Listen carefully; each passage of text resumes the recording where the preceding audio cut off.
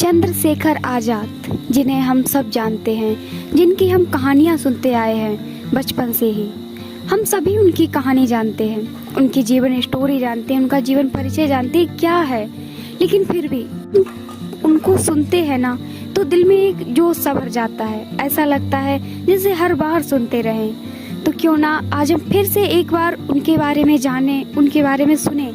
इस 15 अगस्त को उस क्रांतिकारी वीर के बारे में जो आज़ाद था, आज़ाद है और हमेशा आज़ाद ही रहेगा। कुछ बातें करते हैं और सुनते हैं। अगर आपको पसंद आए तो प्लीज़ वीडियो को लाइक शेयर सब्सक्राइब जरूर करें। चंद्रशेखर आज़ाद, इनका जन्म मध्य प्रदेश के भावरा गांव में हुआ था। जब ये पैदा हुए थे तब इनका नाम रखा गया था चंद्रशेखर तिवारी। ये पढ़ने में बहुत अच्छे थे। इनकी माताजी चाहती थी ये संस्कृत के विद्वान बने। चंद्रशेखर आज़ाद को शुरू से ही तीरंदाजी का काफी शौक था। वो तीरंदाजी करते थे।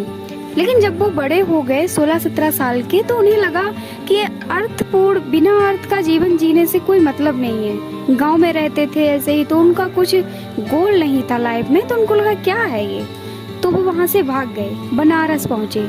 बनारस में उन्होंने जहाजों पर पेंटिंग करने का काम शुरू किया। लेकिन वहाँ भी उनका मन नहीं लगा। उन्हें सोचा कि जब मैं सिर्फ पेट ही भरना था जब मुझे, तो मैं अपने गांव में भी रह सकता था। इससे क्या फायदा है यहाँ पर। तो फिर वो एक कॉलेज में जाकर पढ़ाने लगे। वहाँ पर संस्कृति अपना सीखने लगे, पढ़ने और पढ़ाने लगे। तभी ये असहयोग आंदोलन बहुत तेजी से चल रहा था जो गांधी जी ने चलाया था। वहाँ पर जहाँ पर वो पढ़ते थे वहाँ पर भी कुछ क्रांतिकारी स्वभाव के लड़के उनके साथ में पढ़ते थे। फिर उसके बाद जब जलियांवाला हत्याकांड हुआ, जनरल डायर ने जो मासूमों पर इतनी गोलियां बरसाई कि बहुत असंख्य लोग मारे गए, भारत में पूरा आक्रोश दौड़ पड़ा था। उस समय जब चंद्रशेखर आज़ाद को पता चला तो उनका भी खून खौल उठा। उस छोटी सी उम्र में वो भी असहयोग आंदोलन में कूद पड़े। और फिर जब अंग्रेजों ने उन्हें पकड़ा छोटी सी उम्र में, तो उनसे पूछा गया कि आपका नाम क्या है। तो उन्होंने कहा मेरा नाम आज़ाद है, मेरे पिता का नाम स्वतंत्रता है और मेरा पता जेल है। जज उनकी बात को सुनकर हैरान रह गए। चंद्रशेखर आज़ाद तब एक छोटी सी अवस्था में थे, इसलिए उनको सजा नहीं दी जा सकती थी। इसलिए उनको 14 बेतों की सजा सुनाई गई। 14 बेतें वो ऐसी थी, मतलब जिसको पढ़ती थी ना खाल उधेड़ देती थी, मांस तक निकाल देती थी। लेकिन चंद्रशेखर आज़ाद के अंदर इतनी देशभक्ति भरी हुई थी, वो अपनी भारत माता को आज़ाद कराना चाहते थे और यहीं से इनका नाम पड़ा था चंद्रशेखर आज़ाद। इनको जितनी भी बेतें मारी गई, हर बार एक ही नारा, वंदे मातरम, भारत माता की जय। जरा सा भी नहीं डरे, जरा सा भी कोई दर्द दुख कुछ भी नहीं, सब कुछ सहा। इसके बाद ये पूरी तरह से इस आंदोलन में सक्रिय हो गए। इनको कभी किसी अंग्रेज ने छू तक नहीं पाया। जीते जी ये कभी अंग्रेजों के हाथ नहीं आए, लेकिन लास्ट में इनके दोस्त ने ही मुखबरी कर दी।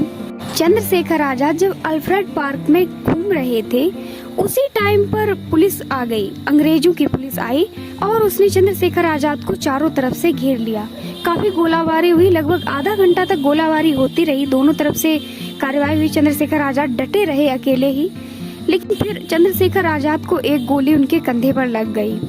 बाद में जब उन्हें लगा कि मेरे पास सारी गोलियां खत्म हो चुकी हैं, सिर्फ एक गोली बची है और बच के भागने का अब कोई रास्ता नहीं रहा है क्योंकि चारों तरफ पुलिस लगी हुई थी, तो फिर उन्होंने खुद को हमेशा के लिए आज़ाद कर दिया। वो गोली उन्होंने खुद को मार ली और जब तक ये भारत है, जब तक ये जमी है, तब तक के लिए उन्होंने हमेशा के लिए अपने आप को आज़ाद कर लिया। ऐसे थे हमारे चंद्रशेखर आज़ाद। और अगर जरा सा भी अच्छा लगा है, एक रिक्वेस्ट ही रहेगी, तो प्लीज़ चैनल को सब्सक्राइब भी कर लीजिए। वीडियो को पूरा देखने के लिए बहुत बहुत धन्यवाद। जय हिंद, जय भारत, वंदे मातरम।